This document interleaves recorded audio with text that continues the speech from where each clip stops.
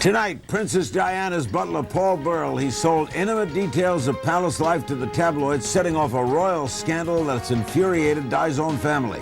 Tonight, his first live primetime interview. What other secrets will we learn? Paul Burrell, Princess Diana's Rock, is here for the hour with your phone calls next on Larry King Live.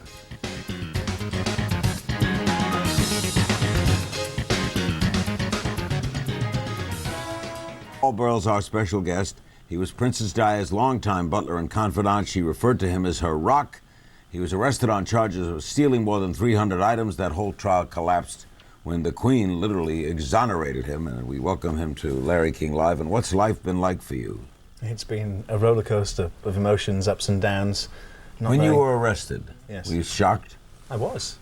How naive could I be to think the police would not come to my door? They did come to my door, and they found more than they should have. How'd you get to be a butler? How? I went to Buckingham Palace when I was 18. And learned it there? They taught me.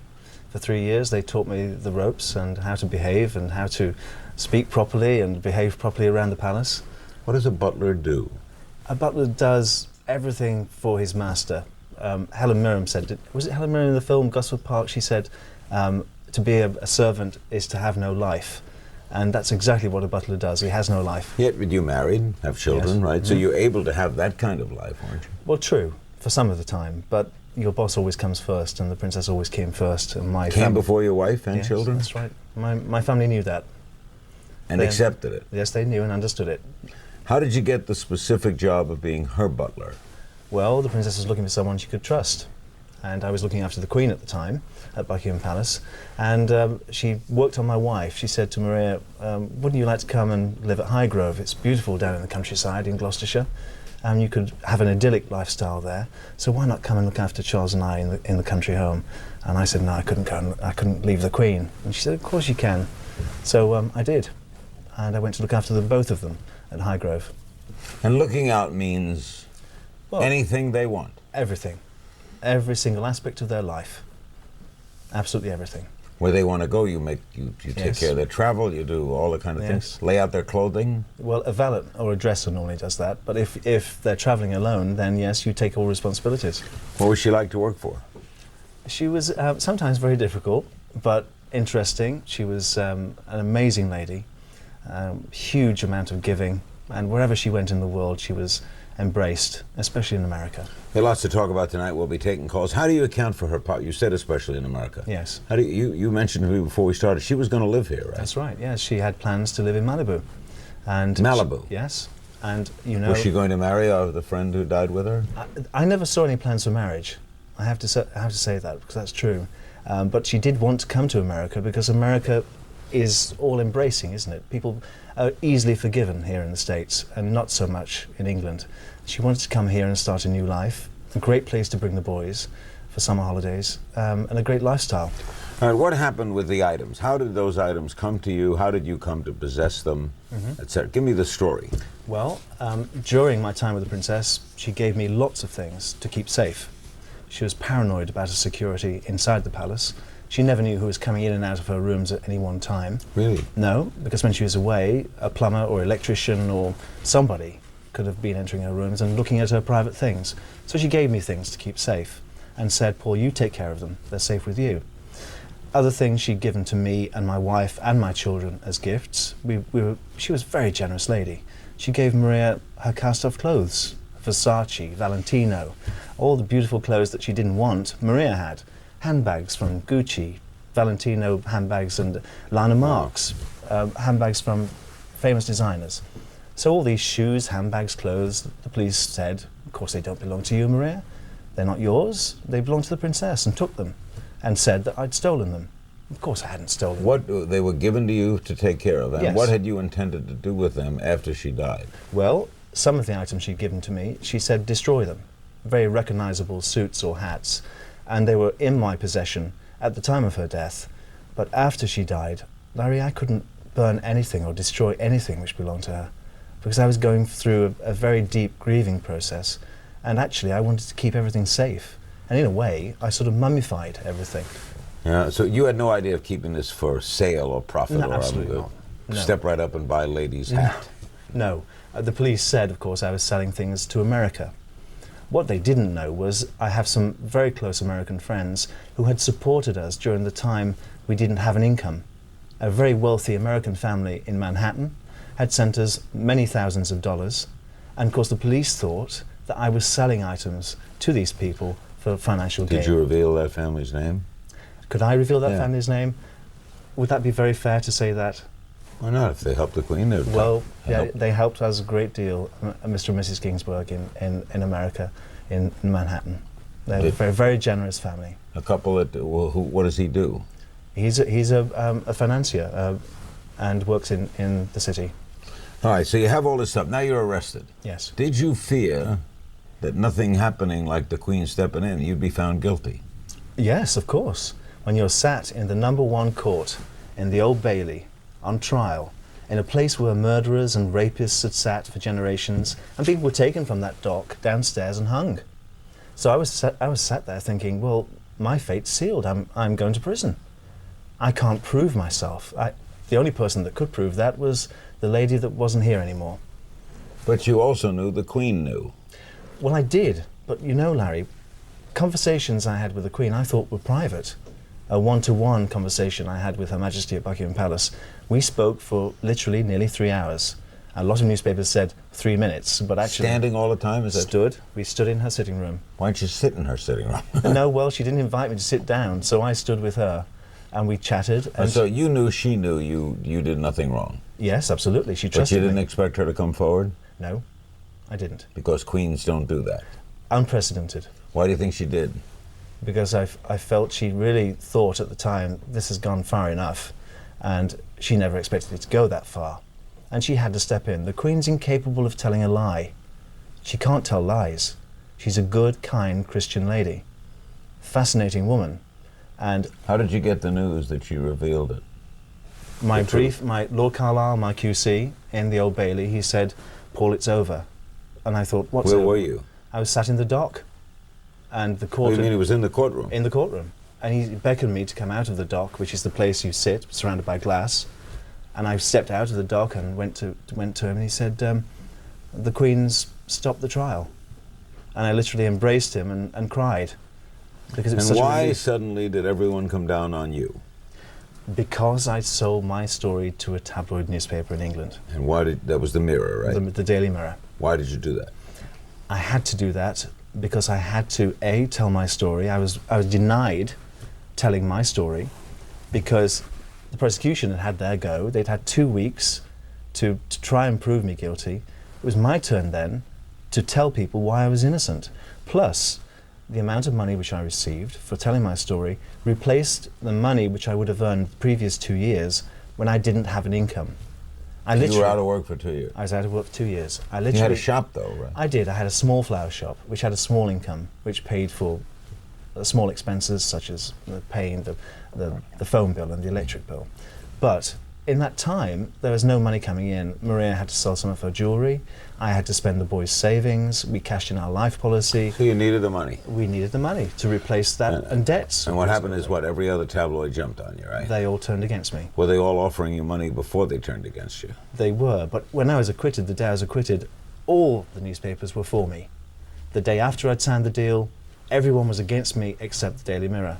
They all offered me money, ranging from £50,000 to £2 million. That's $3 million, which is a lot of money. What did you get from the Mirror? I got £300,000. Why didn't you take the $2 million?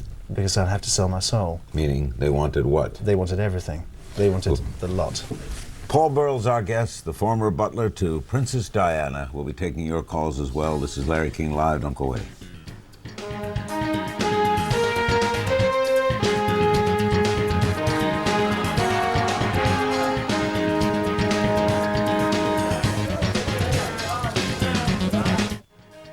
Larry King is brought to you by Merrill Lynch Wealth Management.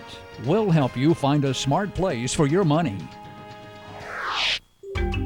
How can I make up for lost ground in this market without being too aggressive?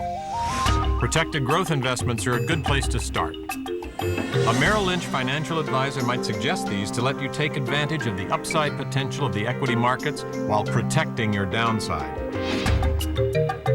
giving you some security in an insecure world. There's always a smart place for your money. Together, we can find it.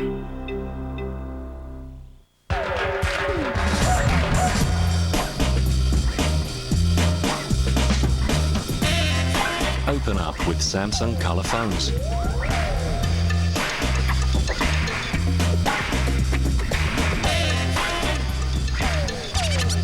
The new Samsung Color phones with internet access. True vivid colors to express the real you.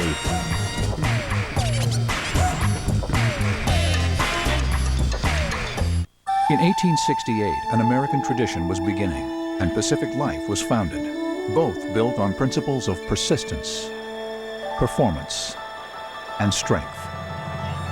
135 years later, those beliefs still guide Pacific Life. It's how we help so many businesses and individuals reach their financial goals. For insurance, annuities, and investments, rely on the strength of Pacific Life. Proud sponsor of the Pacific Life Holiday Bowl.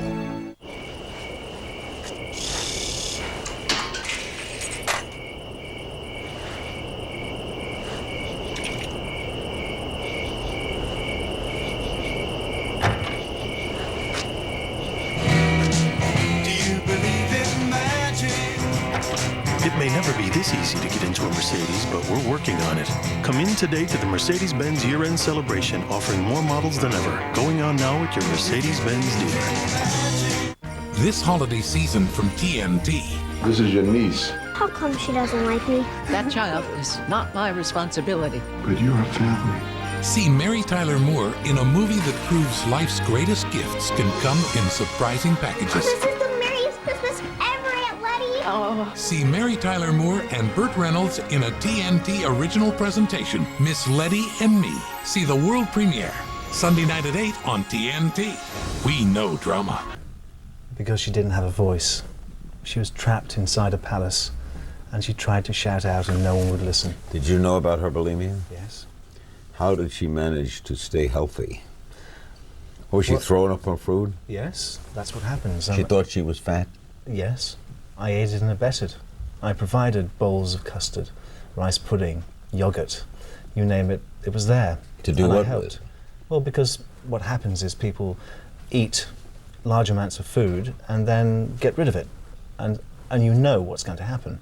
I knew the symptoms of raiding the fridge, and then I'd follow her into the bathroom and set the towels in the right place and do the right things. Were you close enough to tell her, maybe you shouldn't do this? Of course I was, but I wasn't a professional. I wasn't able to help in the professional way. Did she ever seek professional help? No. Never at all with any of her problems? But very difficult for a princess to ask professional advice of anyone because, as you know, it turns into a story overnight. You claim that after her death, the Queen warned you of powers that be in the palace. That's right. Lurking. And what? Not dark a lot forces. of intrigue. What's going on? Someone said dark forces. It sounds like Star Wars, doesn't it? It wasn't. She said that there are forces out there of which we have no knowledge. I think she meant there are people working in the country listening to telephone conversations and watching people all the time. I'm sure they are. I'm sure they're watching this right now, just to make sure that I'm not saying anything I shouldn't be saying, because the world's a very dangerous place, isn't it? Do you not think? I guess, yeah, but I mean, what are they worried about? Well, I suppose they're worried about me saying too much, because I worked for the royal family. You know too much. Well, perhaps I do. I don't know that I do, because I always... Did you hold back things from the mirror? Of course I did. Yes. I didn't tell everything. It would take far too long to do that. We'd still be running the story now, until Christmas probably. But you knew about her dalliances, right? You knew that she saw other men? Of course I did. I knew every aspect of her life. And I was there to make sure that things happened in the right way. A controlled environment is much better one than one that just flies off the handle. You had a cover for her? Yes. Now, what happened to your shop? My shop was burned down. Arson? Yes, it was arson. The police haven't yet released the report about it, but it was premeditated. Someone actually did go with an intent to burn it down. Who's mad at you? Someone is... The tabloids are jealous because you gave it to one, not the other. But yes. Who's mad at you? I mean, who? I think people misunderstand me. People have thought that I've told too many secrets. Actually, I haven't. I told my story. It was my right to tell my story. The other tabloids, of course, mixed up the the mixture, they got a hold of a document which was confidential between me and my legal team, and they leaked that to the media, and the media used that as a story. It was information which was very private, very personal, and only to be used as background. Remember, my life was on the line. I was going to prison. I could have gone to prison for a very long time. Why do you have security? Because you travel with security, right? I do, absolutely. I'm Shadow Mike, my security man comes with me everywhere I go, because you never know quite who's around the next corner, and he's there to help me through that problem. You knew that in selling the story, though, he'd be criticized. Yes, I did. He's out to take advantage of a situation that he had privy to. Yes, I did. But I never expected such a vicious, vindictive attack on me as a person, which I was acquitted of a huge crime, stealing from my princess. Another guy was just acquitted, right? Yes. What was that about? That was about a similar thing, but nothing to do with my case. He had served the princess previously to me, and had allegedly stolen items from her too, but there's nothing to do with me in that trial. But the problem was, you see, the public linked the two, because we're both butlers. Yeah. How'd you get along with Charles? I got along with him very well. He's a very kind, generous man. And he looked after us. During our time at Highgrove, every luxury was afforded to us. He rebuilt my little cottage, he built the boys a playroom. He looked after us. He's a very kind man. What were the boys like? William and Harry, well, I grew up with them. My boys grew up with them in the nursery. Are they the same age, your boys? Similar ages, mine are 17 and 14. William and Harry are sort of in between. My boys now have fond memories of living a royal lifestyle. See, we've always lived in that environment. They went everywhere with William and Harry, to theme parks, to theatres, to premieres, and so they're sort of used to the media spotlight. Like them? Do I like them? They're wonderful boys. They're their mother's... She was a good mother. Yes. Their mother's true legacy. Why weren't you with her when she died? Because every year we'd sit down and we'd discuss the diary, and I'd take 2 weeks off a year. The diary? Her diary. Her engagement diary. Her schedule? Yes. And so these 2 weeks in August were my family time to go away with my family, and she'd go away to the Mediterranean on the boat. Well, she did this year, on 97. And I spoke to her every day on her mobile phone. Was she in love with Dodi Fayed? In love? That's a loaded question. We know what that means. She was very fond of him. She was very fond of him. He provided, wasn't it strange? He provided something which she desperately needed, security. And that was the one thing that let her down. She had a fun time, she was having a good time, she was with someone that cared for her, and she needed that. But you're not sure they would have married? No, I don't think they would have married. How did you learn of her death? I was sat with her PA, Jacqueline Allen, and PA is? her personal assistant. We heard from Balmoral at 3 in the morning. In fact, somebody called? Lucia Fletcher de Lima, the Brazilian ambassador's wife in Washington at the time, she rang me and said, "Paul, there's been an accident. CNN have just reported the fact the princess had had an accident in Paris. Did I know about it?" And I said, "No, I didn't know anything about it." She said, "Ring her on her mobile phone. Ring her, you'll find her." So I did ring her, and it rang and rang and rang. No answer, which was very odd because she always carried that phone with her. And in the end, we found that the accident had been fatal, so I flew to Paris immediately to attend to her person. Were you rocked? I was. I was severely traumatized by what I saw.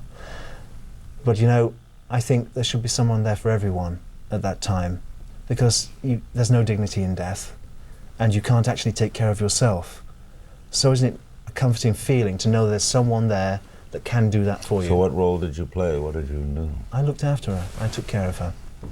Took care of her in death? Yes, as I had in life. Saw the body? Yes.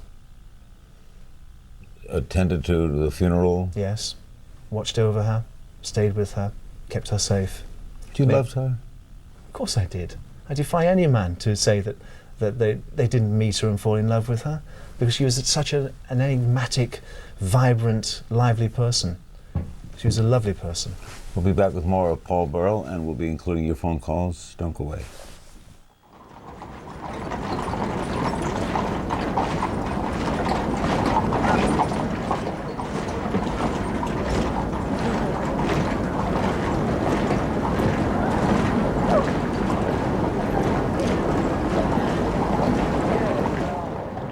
We're talking about how the net is changing your life. Hello, you're on Web Talk. To find out how drinking affects your blood alcohol level, there's the hard way and the easy way. Once more, that's hard, easy, expensive, free, really dumb, smart. The Century Council is funded by America's leading distillers. This will be the best night of my life. Montgomery Brogan is spending tonight with the people who matter the most. Going to prison for 7 years. But can you change your whole life in one night? I'm gonna be there when you get out, but you're not gonna be there tomorrow, and it's all about tomorrow. Edward Norton, Philip Seymour Hoffman, Barry Pepper, Rosario Dawson, Anna Paquin, Brian Cox, in director Spike Lee's best movie since Malcolm X. 25th Hour, rated R. Starts Thursday, December 19th in New York and Los Angeles. Tonight on Newsnight, they've been searching for a week now, but have the UN weapons inspectors found anything worthwhile? We'll talk with former Chief Inspector Richard Butler on Newsnight. That's CNN tonight, 1 a.m. Eastern, 10 Pacific. UN inspectors hunt for weapons in Iraq, and CNN is there. Join Wolf Blitzer on Showdown Iraq for an in-depth look at the weapons hunt. CNN tomorrow. You want to knock over a casino? 3 casinos? Go.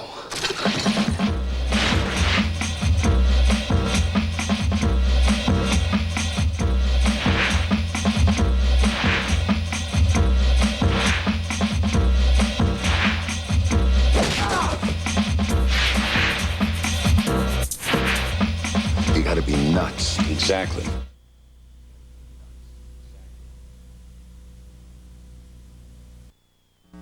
Lazy Boy is celebrating 75 years of keeping America comfortable. Join the celebration at Hubbis Interiors, where you'll find terrific savings on the Lazy Boy style just right for you. Like this Lazy Boy recliner, now $3.99. This best-selling recliner, only $4.99. Or Escape in a luxurious Lazy Boy leather finesse recliner, only $5.99. More colors, styles, and features. Celebrate and save during the Lazy Boy 75th anniversary celebration at Hubbis Interiors today, 280 Chestnut Street in Meadville. This is CNN. That book rocked her, huh? It did. Did she speak to him again? No. Do you know, I always liked James Hewitt. I always thought he was a very nice man. Never expected him to do that. And I remember when that book, he sent a copy of that book to the princess, and I said, there's no way you're going to read this. I took it upstairs and I stood in front of her and tore it, tore the spine in half and tore each page out of it and shredded it in front of her. I said, you're not going to read this trash. Because people always let her down.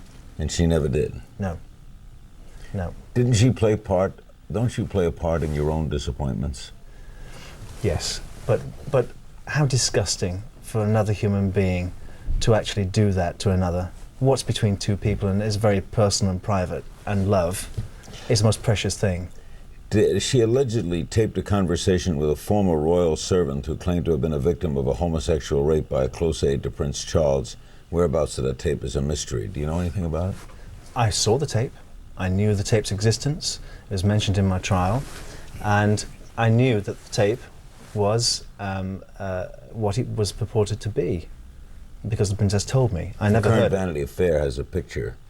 I don't know if you've seen it. We'll put it up. That's the current issue of Vanity Fair. Yes. That's not the picture that's Carmen Diaz, but there's the picture of yes. Paul and Diana and George Smith, and that's George Smith. That's me. That's you. That's me. That's a younger me. Devilish looking there. But what was the George Smith story? Well, George was a Welsh guardsman. That's him. Yes, that's George. He was a Welsh guardsman on secondment to the Prince of Wales household. And apparently that happened by another member of staff whilst George was with the Princess at Kensington Palace. And the Princess wanted to help George. She was a great one for reaching out and helping people. And this was part of the process, the healing process, of talking about it. But didn't that concern her, gay rape in the palace? Of course it concerned her. But it was about 2 other people, and she respected that privacy, and George did not want to speak about it at that moment in time. He didn't want anyone to know, but he was a married man with children.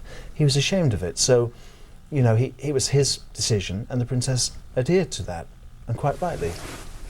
Is the palace kind of a crazy place? It's an unusual place. it's a world by itself. It has its own rules and regulations, and upstairs, downstairs relations, and life below stairs, you know, is just as complicated as life above. Among the servants. Yes, there are 5 separate dining rooms for different levels of staff to eat in, and it depends on the hierarchy. How well were you paid? My first wage was £900 a year, which is what, $1,500 a year, which isn't very much, is it?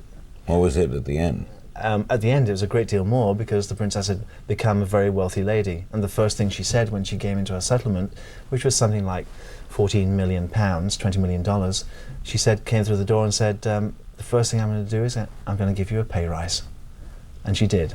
And so I was earning something around about £30,000, which is $50,000, which is very good. I was very happy with that. We'll be back with more of Paul Burrell, and we'll be including your phone calls on this edition of Larry King Live. Naomi Campbell tomorrow night, another Britisher. Don't go away.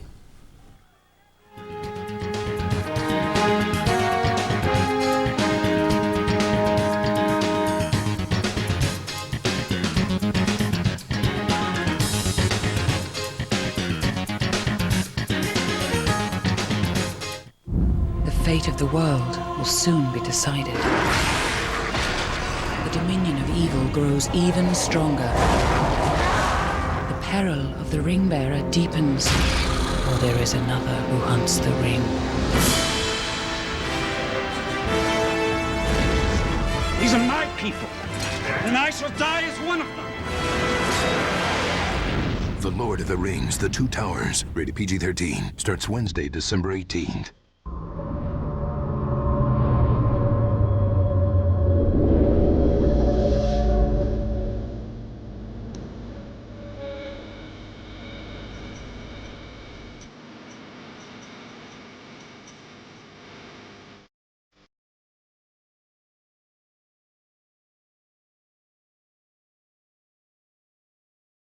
Raymond Weil, Geneva, a Parsifal collection, available at Bailey Banks and Middle.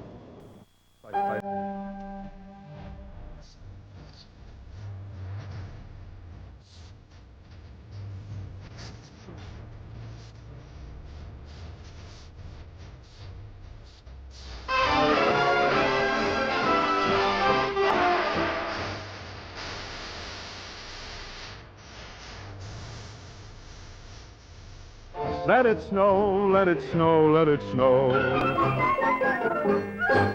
The market can go crazy. Prices all over the place. You're trying to absorb information from everywhere. Here I've got news. Here I'm tracking 6 stocks. Bid, ask, size. Here's a window showing each trade with charts. Never take my eyes off the screen. Like playing the piano. Are you getting your share of powerful integrated tools? Ameritrade's Command Center screen. Quotes, positions, rapid order entry, and more on one screen. Ameritrade, what's your share? Open an account at Ameritrade.com today and get 25 commission-free internet equity trades. Tonight on Newsnight, they've been searching for a week now, but have the UN weapons inspectors found anything worthwhile? We'll talk with former Chief Inspector Richard Butler on Newsnight.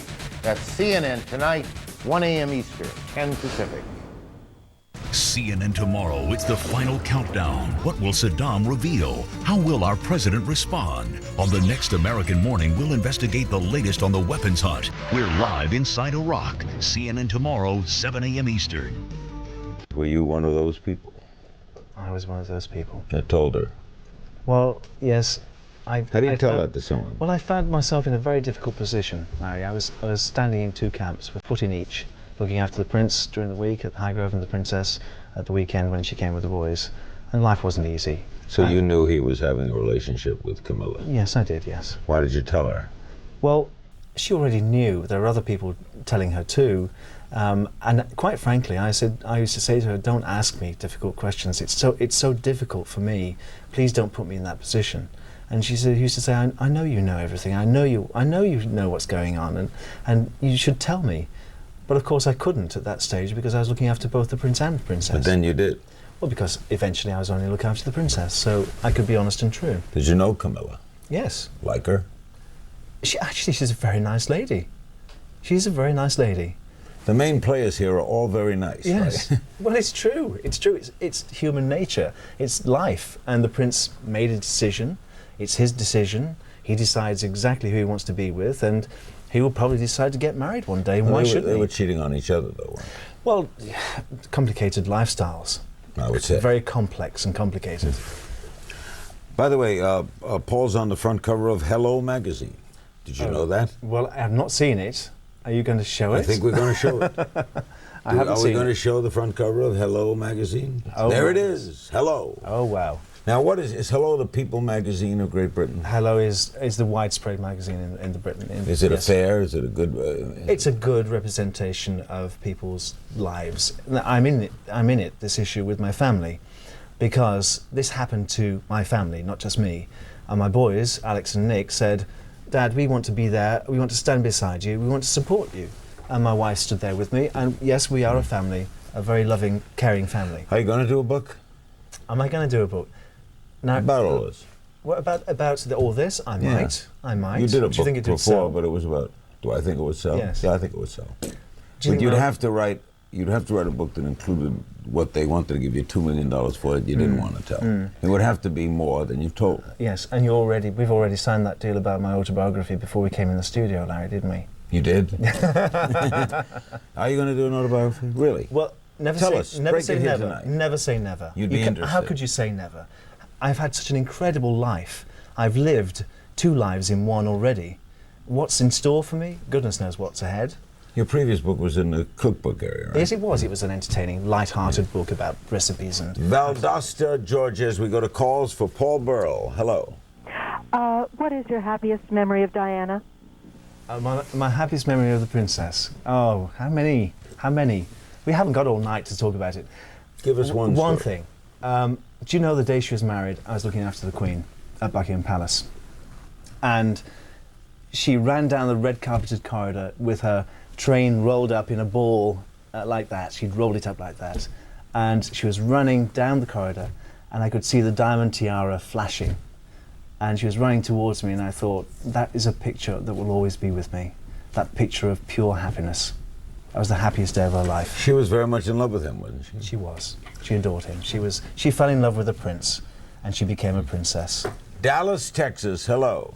Yes, I'm calling because at times Diana has seemed to be a little bit careless with her life, and I wanted to ask Paul, where was her family? Why did they not help support her during these times, during her divorce? Why did they not offer their advice? The Spencers. Well, unfortunately, the princess's family were like many other families, never around when they were needed. The princess chose her family. She chose the people she wanted to be her family, the people around her. So she chose Rosa Monckton, Lucia Fletcher de Lima, myself, and Lord Attenborough, and people like that, whom she trusted. They were the people she ran to, they were the people she cared about, and they were the people who gave her advice. Don't forget that her brother neglected her and would not offer her sanctuary on the family estate at Althorp. That came out during my trial. He did not want to give her a little cottage on the estate, which was very sad. Most families pull together and live together. It's just a very sad thing to So happen. his speech, you weren't taken by it at the funeral? I wasn't taken by it at all. I wasn't the only person in Westminster Abbey that felt that he was a hypocrite, because he hadn't been there. When she needed him most, he turned his back. There were allegations denied by the palace that Prince Philip had sent harsh letters to Diana, calling her a harlot and worse even. True? Prince Philip did send letters to the princess. I saw them. They were in the box of secrets. I don't know where they are now. The box of secrets. The box of secrets. So those letters do exist. I never saw those words, Larry. I never saw harlot and strumpet and whore or whatever was supposed to be said. What did you see? Well, I saw letters from a man who actually wanted to keep the family firm on the road, who wanted to keep things together, who cared. And that's strange because Prince Philip gets a very bad press. So they weren't critical? Well, they were very pointed. And there were letters which were very constructive. Like a father to a daughter-in-law. Like a father to a daughter-in-law. And the contents of those should remain private because they were between two people. Payson, Arizona, hello. Hi, Larry, Paul. Hi. Hi. I was curious, why didn't you get a job other than your florist shop to supplement your income instead of selling your story to the Mirror? Wasn't there a confidentiality agreement signed between you and the princess at all? Do you know, I never signed an agreement with the princess. And the day she died, someone came into my office with a piece of paper and said, I think you better sign this. And I said, do you think, honestly, that I should sign that now? What a cheek. What a source to ask me to sign it then. I've never betrayed the princess. I've only defended myself. I have never told secrets. I've never told you anything which wasn't already in the public domain. So I defend myself by saying that. My income from the flower shop was small. What could I do? I was standing on trial for stealing princess's possessions in the highest court in the land. So I had to do something which wasn't hugely national. I had to do something which was local. And flowers was something which I knew something about from my previous life. I did all the flowers for the princess at Kensington Palace. So it seemed to me to be a natural way to earn a living. Just figured out who you look like. A young Tony Randall. Tony Randall. One of my favorite people. Oh, right. We'll be back with more calls for Paul Burrell right after this. Don't go away.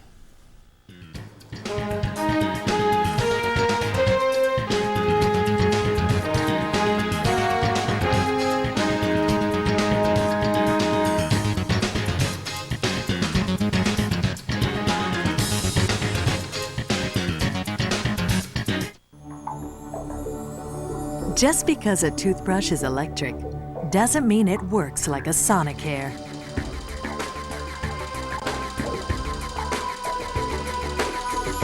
It has patented sonic technology. Sonicare gets your teeth whiter and healthier in just 28 days, guaranteed. See for yourself or ask your dental professional about the Sonicare difference.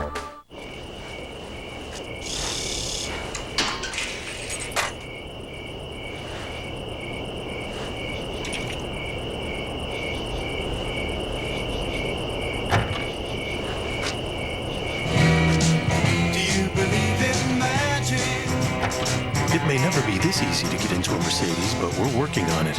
Come in today to the Mercedes-Benz year-end celebration, offering more models than ever. Going on now at your Mercedes-Benz dealer. I don't own warehouses anymore. I've got Brown. With Brown managing my supply chain, my goods get from the dock to my customers in no time. Brown helps me build a leaner, faster supply chain machine. Then tosses me the keys and says, drive. I like to drive. Inventory and transportation management. One company. UPS. What can Brown do for you? This is my oxygen.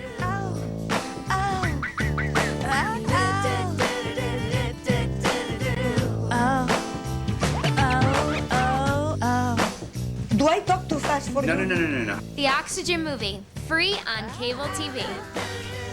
Watch it. Have a look. Oxygen is me. CNN Tomorrow, it's the final countdown. What will Saddam reveal? How will our president respond? On the next American Morning, we'll investigate the latest on the weapons hunt. We're live inside Iraq. CNN Tomorrow, 7 a.m. Eastern. Battle in the Bayou. CNN Tomorrow in the crossfire. The Louisiana Senate runoff is too close to call. What's at stake for the Democrats and the Republicans? What role should President Bush play? Join the debate. Crossfire. CNN Tomorrow, 7 Eastern. First, I want to pay tribute to Diana myself. She was an exceptional and gifted human being. In good times and bad, she never lost her capacity to smile and laugh, nor to inspire others with her warmth and kindness. I admired and respected her for her energy and commitment to others, and especially for her devotion to her two boys. Did she mean that? Yeah, she did. She's a good, kind Christian lady. Reno, Nevada for Paul Burrell. Hi, good evening. Hi. My question is, have either of Diana's boys contacted you to talk to you about all these stories about their mother, and did they get to see her after she passed away? I haven't actually spoken to the boys direct, but messages have come to me since my trial, and messages of support from both William and Harry, the Prince of Wales, the Queen, and the royal family. So I look forward to actually seeing them in the near future and taking back some belongings which their mother gave to me for safekeeping. I want to shake them by the hand firmly and say, I'm the person you've always known. I'm the person you grew up with. I'm still the same. And the boys really are their mother's true legacy to the country. And can't you just see it in William's face? Severville, Tennessee, hello. Mr. Burrell? Yes? Do you feel that there was a conspiracy to have the princess murdered, as Dodi Fayed's father feels? I don't actually share the same views as Mr. Al-Fayed, but I do share the view that whilst the nation was busy grieving the princess, they forgot the fact that Mr. Al-Fayed had lost his son. And to lose a child is the most awful thing that could ever happen to you in your lifetime. I don't think there was a conspiracy. I think it was just a tragic accident, and one which we all remember because we all remember where we were when it happened. A sign of a great person. London, Ontario, hello. Hi, Paul. It's a pleasure to speak with you. I was just wondering, in your opinion, who was Princess Diana's soulmate? That's a very tricky question.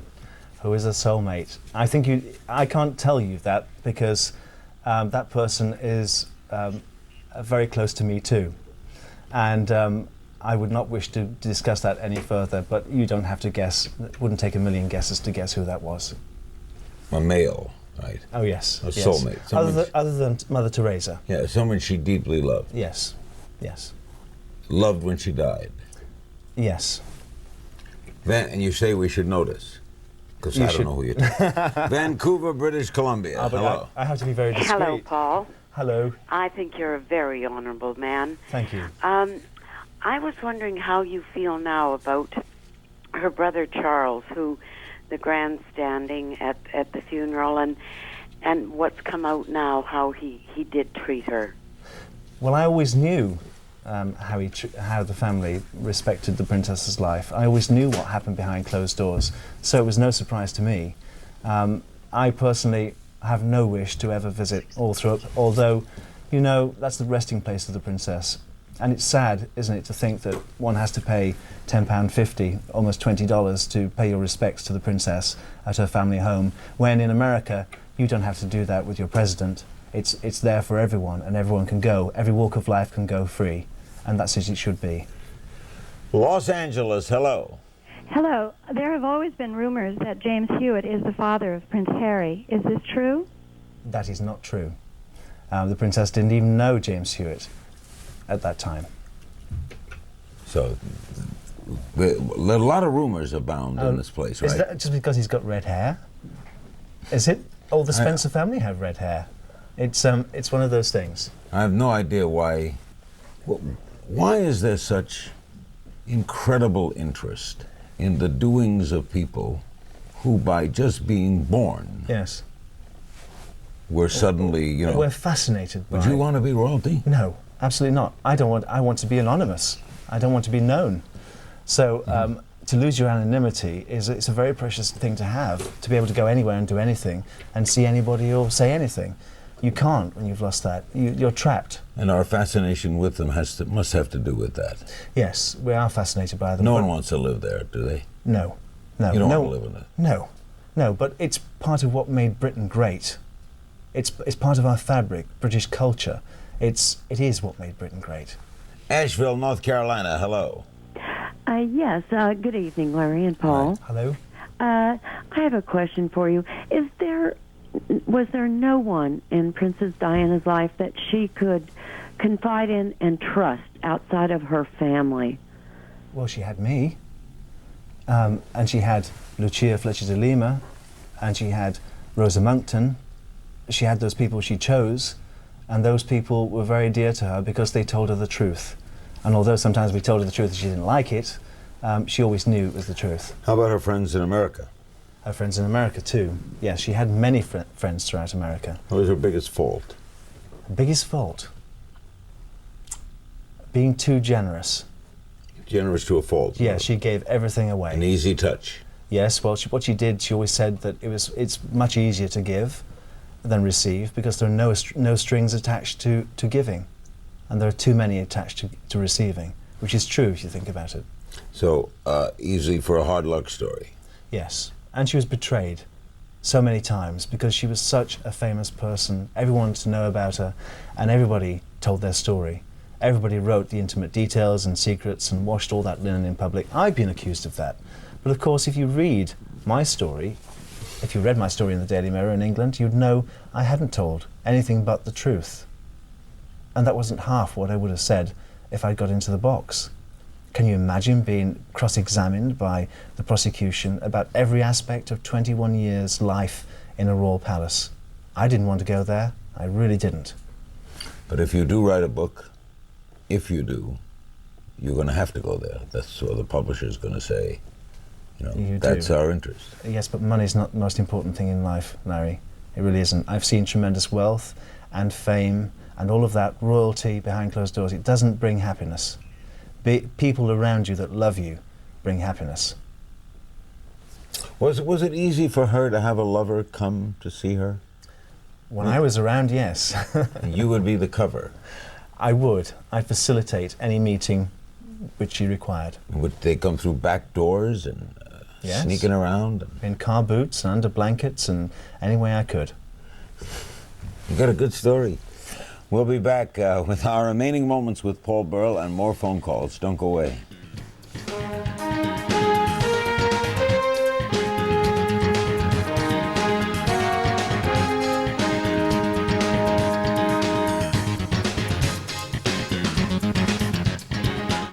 Two thumbs up for the Emperor's Club. Much more than just another Dead Poet Society. It's sure to be one of the year's best. The kind of movie Hollywood doesn't make enough of. The Emperor's Club, rated PG-13, now playing. CNN Tomorrow exclusive supermodel Naomi Campbell on her drug problems and her legal war with the tabloids. Only on Larry King Live, CNN Tomorrow 90s. Beautify your surroundings with a trip to Meadville's Fine Art Galleria. The Galleria features prints, posters, and a wide variety of antiques. And now you can experience the best of the internet at the Galleria. The Artist Cup Cafe is now online with Zoom. Enjoy your coffee with the latest information and entertainment the internet has to offer, or sample the cafe's breakfast and lunch specialties. The Fine Art Galleria and Armstrong Zoom Cable Internet. Zoom, you're there. Get the motor going, let's get the motor going. Let's go beat these suckers up. This is America's sport. It's 17 weeks short. It consumes us for 5 months, and it's tough to go without. ESPN Sunday Night Football. Sundays at 8:30 on ESPN. Brought to you by Damon's Grill, where you can enjoy the new menu and specials every Sunday night. Damon's, the grill is on. Ho, ho, ho! What can I get for you, little boy? H-Jack Claus? I need an energy-efficient furnace to keep my family warm all winter. Ho, ho, ho! H-Jack Claus's elves can deliver and install a furnace this winter to keep your family warm and comfortable. H-Jack Claus? I'm not sure what my family needs. Ho, ho, ho! How about a hot water heater to give you plenty of hot water year-round? Happy holidays from H-Jack's Plumbing and Home Comfort. No problem. Happy holidays. As day turns to night, there's a special time called the magic hour. The time when the amber light touches the ebony darkness. Introducing Amber Isle from Tommy Bahama. A beautifully detailed collection of amber and ebony furniture pieces with the fluid mood of the sunset. Amber Isle will make every hour in your home the magic hour. To furnish your home with Lexington Home Brands, visit Hovis Interiors in Meadville. This is CNN. This is CNN. Ladies and gentlemen, keep moving back, please. The dog gives us a good smile on the way. You like being part of a mob scene? It's interesting. For once, the police were protecting me, and not against me. Meridian, Connecticut, hello. Yes, Larry. Yeah. A question for Paul. Couldn't Prince Charles have taken charge of where Diana was buried rather than her brother? Not really, because the Prince of Wales was divorced from the princess, so he was no longer part of the family, technically. So by law, it had to be the next of kin. which were the Spencer family. We all had our views. I personally thought she should have been buried in London, in Westminster Abbey or somewhere in a public place where people could come and pay their respects. I think that would have been appropriate, don't you? I know how good you were at your job, obviously, but handling the funeral, seeing the body, must have been. I was in duty mode. I did what I had to do. I did it because I did it for the person whom I cared for so many years. I did it because it was my duty. It was the right thing to do. When did you grieve? I don't think I have. I don't think I ever have. You're still on duty? I think I'll always be on duty. If I was Marilyn Monroe's butler, I'd still be on duty, wouldn't I? People would still be asking me questions about her lifestyle and her life. Would you want to be a butler again? I don't think I can, because I've lost my anonymity. And to do what I did, I had to be unknown. Yes. St. John, New Brunswick, hello. Hello, Larry. Hello, Paul. Hello. Hi. I'd like to just ask you if you know whatever happened to Diana's engagement ring. She thought such an awful lot of that. I know exactly what happened to her engagement ring. I don't think it's any secret to tell you this. When the boys were asked what they would like of their mother's possessions, William chose her watch, which she wore every day of her life, and Harry chose her engagement ring because he knew it was so special to his mother. So he has it? He has it, yes. Paramus, New Jersey, hello. Yes, Paul. Hello. Yeah, Hello. go ahead. I just want Paul to... I think that he's a very honorable man, and I wonder every once in a while, do you think maybe she's smiling down on you and saying thank you very much? I'd like to think she's right here, right now. Because I think when you go off to wherever you go to, you can be wherever you want. And during my court trial, I felt that maybe she's just sat behind me, giving me the courage to carry on. What's your most prized possession of hers, something that you've kept? I've got so many things. So many things. I suppose a signed photograph with my love. I chose the photograph from a photo shoot, and she wrote on it, "To Paul with my love." And how'd your wife handle all this? The tension you got, the obvious affection you have for Princess Di? She grew up in the system with me. She was the Duke's maid. We married in Royal Service. We lived our lives in Royal Service. She loved the princess too. She was kind. She was the princess's dresser for some time, and the princess gave her clothes, and you know, she understood it. A lot of women wouldn't understand it. You bet. No, I would bet they'd get ticked. Well, no, but you see, it was an all-consuming relationship. It was a vocation, not a life, not a vacation, a vocation, not a working life. It was so unusual. I mean, the Queen said to me, no one has been as close to a member of my family as you have, Paul. What are you going to do with your life now? I'm going to try and do something which has dignity, style, and integrity all rolled into one. Rebuild a store? I wouldn't mind. I wouldn't mind bringing the Royal Butler range to America, or the Butler's Pantry, or having that little slice of Martha Stewart's pie. Although I believe she doesn't have a bigger pie as she used to have. Would you like a media career? I wouldn't mind being correspondent for CNN in London, a royal correspondent. You would like to be our royal correspondent? I would. How about that? I think I speak for management. I'd want you to speak to the management. I'd hire you. I've heard so much rubbish being said about the royal family, and people pontificate about what they're doing, and they have no idea. Reporters that stand outside. You'd be fantastic. And I wouldn't give anything away. From inside the... Thank you, Paul. Good to speak to you. Paul Burrell, butler to Princess Di. And this will be the first of, we hope, many visits. I want to just take a moment here before we leave you and let you know in a minute about tomorrow night to mark in passing the death of Roone Arledge. He was a great man in American television. He changed the nature of American television with the way he ran ABC News and the way he presented and gave us Monday Night Football. Roone Arledge changed the face of American news and forced challenges to everybody in the business who does work. I was honored to have known him, almost went to work for him, considered it a great honor just to be in his presence. He will be sorely missed. We'll be right back and tell you about tomorrow night. Don't go away.